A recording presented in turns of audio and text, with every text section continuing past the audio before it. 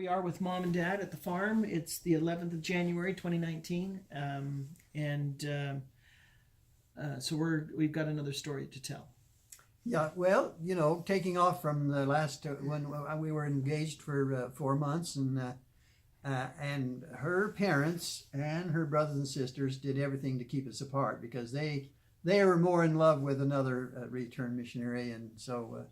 But anyway, now, didn't you say that your mom and dad were not really that excited about? Yeah, that's for sure. Right, little right. Bobby Packer. Well, and I think the reason why was that Bob was such a small person, and he looked poor. He really looked poor. Well, I was. Well, yeah, he really looked poor. The way he was dressed, and he used to before we were married, I used to go down to the church and help do the books for the church, the records and stuff like that. And so Bob would come and visit me while I was there. But again, he was poor. I was pushy too. He didn't really dress expensively. Was there any concern about his scarring and things from the burns and stuff? Was that Might have bothered them. It might have, but again, we never did go swimming, so we didn't know what he really looked like. All we could see is, on his face. But they never did say anything, and I never did say anything because I didn't know anything about it, basically. Yeah. And but that could have been. But I think it was just that he was just so poor. They didn't know him. He was all the way from Utah, and we didn't know anybody in Utah. And so anyway, I think that's the reason. That anyway, they we essentially, Chad, we eloped. Yeah. We got out of there, and we drove. We had to drive all the Your way. salesmanship skills on the parents was not working, and so we Right. said, "Hey, We drove all the way Talmadge, to let's just go, you and me." Yeah, right. the closest courthouse in South Carolina was Chester, South Carolina. And we went before a justice of the peace, and they had two other people, the secretaries are close by to be the witnesses. And since then, we have been in and had pictures inside of there. When we went to Florida, we went there on the way back, and it was a great experience to be in the same room that we had that civil marriage performed, because it was worked out so great. Well, anyway, honey, the thing that is interesting about this Chester, South Carolina, is that everybody goes there. That's where they go to. They don't go to Las Vegas. They go to Chester, South Carolina, to be married. And this is, anybody and everybody, not just members of the church or not members of the church. That's where they go. Everybody goes to Chester, South Carolina. So that's why we went. And so, See, when we come back, we lived with the Halls again. We're in the same bedroom upstairs in the Halls apartment there in Bluefield. Princeton, Concord College, Princeton. Yeah, it was Princeton is where they lived, which is part of Bluefield, a suburb of Bluefield. Anyway, now, did you pay rent or anything like that, or is it just because they loved you so much, it was no big deal? Just come and stay with us. I can't remember, Chad. But anyway, we got our temple recommend from the mission president, President Smith, and he understood, that we are already civilly married, and gave us a recommend to go to Salt Lake, because in those days that is approved if you didn't have chaperones to go with you, which we didn't. So we got in my car, and before we left, she had go up and say, "Oh yeah, I family. had to say goodbye to the family, and they didn't have any money, and we didn't have any money, so they couldn't give us money to head us off." Yeah. And but my dad brought me down a bushel of what we call the big black apples from our orchard, and we actually survived on those apples because. So hold on just a minute. So let's go back to your parents. You essentially eloped, but obviously they had to find out that you guys went ahead and got married. Yeah, we told them that we had gotten married. And how was the reaction with that? Was it Oh, They accepted it because they're older members of the family had gone through this same kind of a problem with. Okay. being married and stuff like that civilly. Okay. And not So they going dealt to- with it fine. Yes. But they, I talked to them one time about, how come they didn't like Bob and stuff like that. And they, we like him, there's no problem. But they did like the other guy, I think, because he was handsome. He was really very handsome. He was tall. He was educated. He didn't look poor. Yeah. But poor Bob, he looked poor.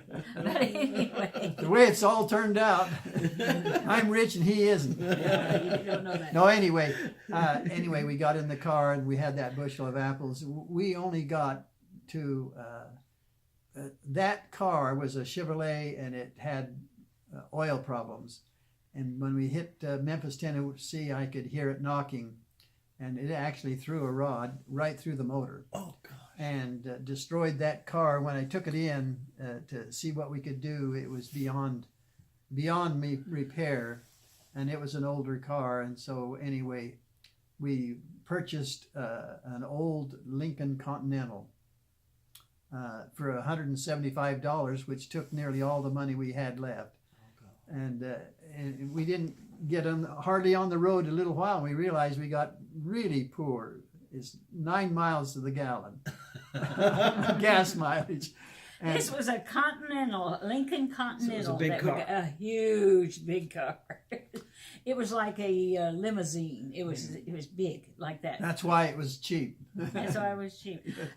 Well, I should tell him before we ever get on the road here, honey. Bob had to have his tonsils removed Oh yeah. before we ever got married. While he was there, and plus he worked to help earn some money, and I didn't have a job at all, and again, my folks just didn't have the money to even It was help actually Von Floyd and Ronald by this time were all in dental practice, and They'd already set up their practice. they sent us some money to help us We asked to them go if they west, would. and Yeah. so we headed out because we had an appointment at the Salt Lake Temple to be sealed on a certain day. So we had to head out because the whole family was going to be there. So was it their money that enabled you to buy the car and to travel? And We were traveling on their money. That's Okay. true, but we'd already gotten it in advance, Okay. and it's supposed to easily have taken us all the way. But then, when we had to pay $175 for the car, plus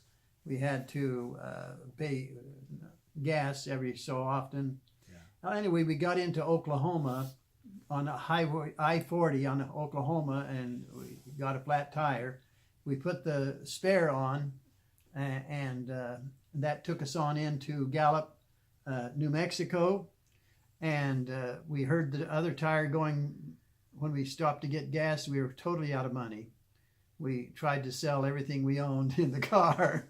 We had a tennis racket that belonged to his brother. We had a typewriter that belonged to the family. We had and he had a shaver, electric shaver type, shaver, and he tried to sell that. I shall sell anything.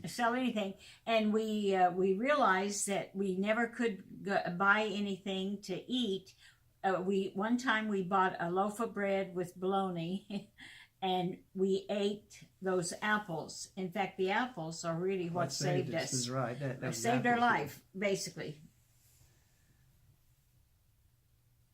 But anyway, if my dad hadn't given me those apples, in fact, it's interesting that when we went to say goodbye, that's the first time I ever saw my dad cry. And of course, I cried too. I had never ever left home for anything, and we weren't an affectionate type of family in those days. We just, there was no kissy, huggy things from our family. yeah. So he got emotional, which he normally did not do. Right. But he was sad to see us leave, and of course Because the rest of the family was still there. Yes. Yeah, families- some of them weren't strong though. They had struggled with some of them, and so they looked at Talmadge as As the rock. yeah. And I picked the cream of the crop out of that family. It's very obvious today. That's very kind of you, honey. Anyway, we were in Gallup, New Mexico. We got that far here, and and I got out of the car to get the gas, and I heard the tire going flat, another one, a second one, and so I quickly got in and drove over to the service station because we were going to get some groceries of some kind to eat, and I told the guy, just take this one off, and the one that's in the trunk is also bad, and put the best things together and put it on, and just don't worry about the spare tire in the trunk. So anyway, we ended up $5 there to do that, and